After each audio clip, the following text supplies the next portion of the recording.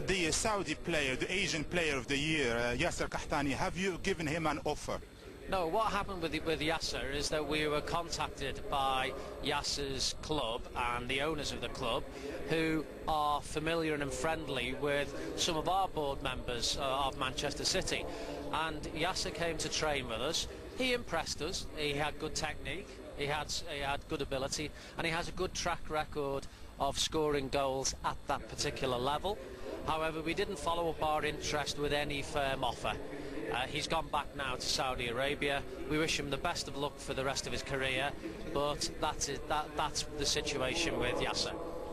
اتصل به النادي الخاص بياسر قحطاني، أي يعني الهلال بطبيعة الحال، ومالكين النادي هم أصدقاء مع بعض أعضاء النادي. أعجبنا بياسر، لديه الموهبة وهو قادر على التسجيل بشكل جيد، ونحن على علم بتاريخه وأرقامه، ولكن هو عاد حاليا ليلعب بالمملكة العربية السعودية، ونحن لم نقدم له أي عرض رسمي، ونتمنى له التوفيق بناديه السعودي.